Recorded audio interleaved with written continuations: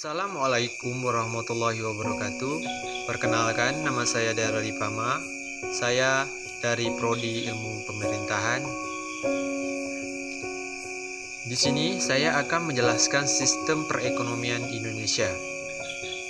Sistem perekonomian Indonesia adalah sistem perekonomian Pancasila yang dipilih karena di dalamnya terdapat makna demokrasi.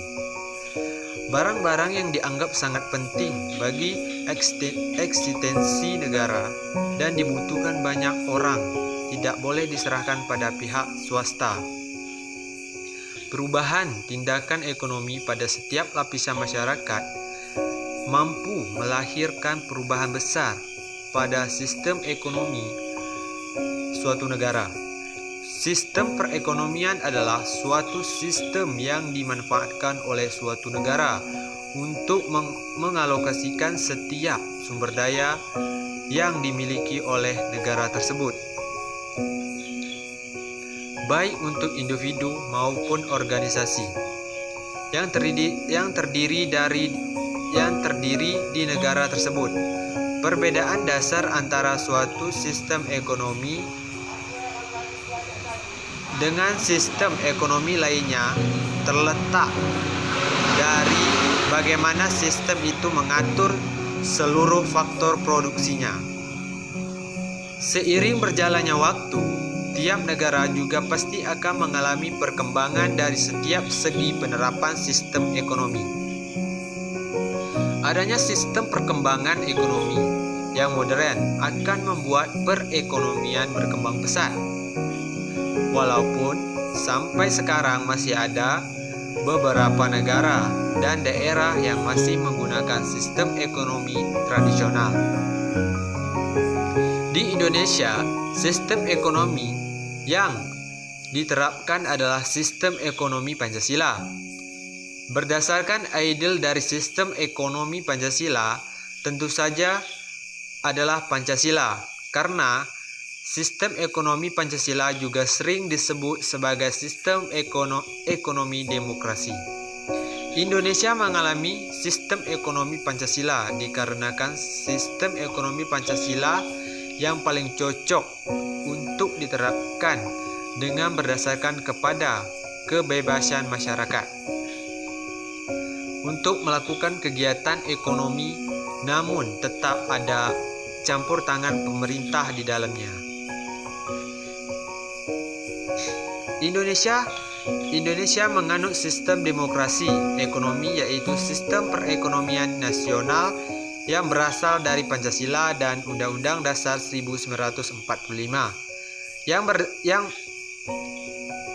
yang berasaskan dan kegotong-royongan oleh untuk rakyat di bawah pimpinan dan pengawasan pemerintah. Indonesia menganut sistem ekonomi campuran. Alasan Indonesia menganut sistem ekonomi komando adalah agar pemerintah bisa memenuhi kebutuhan rakyatnya. Dan alasan Indonesia menganut sistem ekonomi liberal adalah agar rakyat bebas akan hak asasi mereka dan pemerintah tidak perlu terlalu repot mengurusi rakyatnya. Karakteristik sistem ekonomi Indonesia yaitu setiap kegiatan ekonomi yang dilakukan adalah kegiatan bersama atau gotong royong yang lebih fokus dalam mengedepankan ikatan keluargaan. Negara menguasai berbagai cabang produksi yang sifat strategis dan penting untuk banyak orang. Selanjutnya, alasan negara untuk menguasai cabang produksi yang strategis di tanah air adalah demi kemakmuran rakyat. Dan seterusnya, terdapat beberapa komponen sistem ekonomi campuran yang diterapkan pada sistem ekonomi Pancasila. Selanjutnya, kegiatan ekonomi yang dilakukan oleh negara dan masyarakat harus kontinu dan ramah lingkungan. Seterusnya, pemerintah Indonesia juga berhak mengawasi kegiatan yang dilakukan oleh pihak swasta secara umum agar terhindar dari praktik penipuan, monopoli, dan mafia perdagangan. Tujuannya tentu untuk menciptakan keadilan pada masyarakat. Sistem perekonomian adalah sistem yang dipakai oleh sebuah negara untuk mengalokasikan sumber daya yang dikuasainya, baik untuk perorangan ataupun instansi di negara itu. Perbedaan utama antara satu sistem ekonomi dengan sistem ekonomi yang lainnya, yaitu bagaimana cara sistem itu mengelola faktor produksinya. Dalam beberapa sistem, seorang individu diizinkan memiliki seluruh faktor produksi, sementara dalam sistem lainnya semua faktor tersebut dikuasai oleh pemerintah. Sistem perekonomian yang diterapkan oleh negara Indonesia adalah sistem perekonomian Pancasila. Ini artinya, sistem perekonomian yang dijalankan di Indonesia harus berpedoman pada Pancasila, sehingga secara normatif Pancasila dan Undang-Undang Dasar 1945 adalah landasan ideal sistem perekonomian di Indonesia.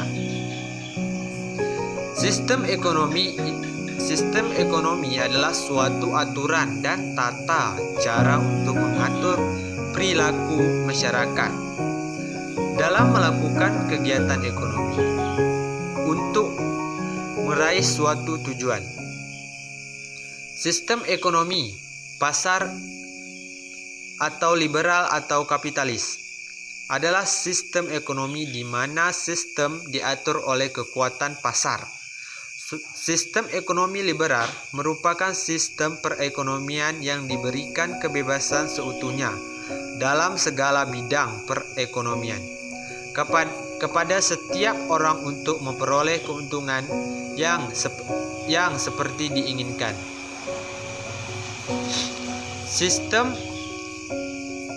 Sistem ekonomi liberal banyak dianut negara-negara Eropa dan Amerika.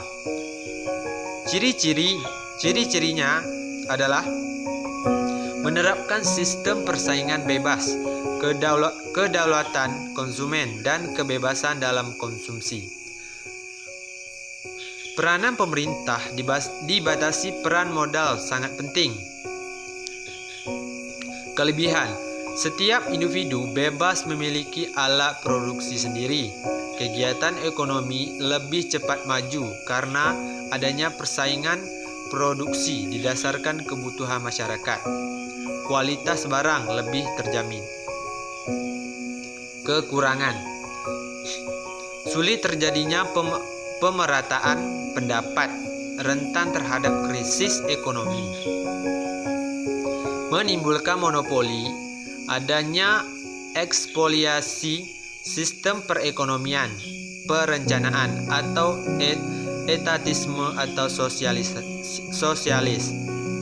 Sistem ekonomi etatisme atau sosialis merupakan sistem ekonomi di mana ekonomi diatur negara. Dalam sistem ini, jalannya perekonomian sepenuhnya menjadi tanggung jawab negara atau pemerintah pusat. Ciri-cirinya adalah hak milik individu tidak diakui. Seluruh sumber daya dikuasai negara. Semua masyarakat adalah karyawan bagi negara. Kebijakan perekonomian disusun dan dilaksanakan pemerintah. Kelebihannya adalah pemerintah lebih mudah ikut campur dalam pembentukan harga. Kebutuhan masyarakat dapat terpenuhi secara merata. Pelaksanaan pembangunan lebih cepat. Pemerintah bebas menentukan produksi sesuai kebutuhan masyarakat. Individu tidak mempunyai kebebasan dalam berusaha, tidak ada kebebasan untuk memiliki sumber daya. Potensi dan kreativitas masyarakat tidak berkembang. Sistem ekonomi campuran. Sistem ekonomi campuran merupakan campuran atau perpaduan antara sistem ekonomi liberal dengan sistem ekonomi sosialis. Pada sistem ekonomi campuran, pemerintah melakukan pengawasan dan pengendalian dalam perekonomian. Namun, pihak swasta atau masyarakat masih diberi kebebasan untuk menentukan kegiatan-kegiatan ekonomi yang ingin mereka jalankan.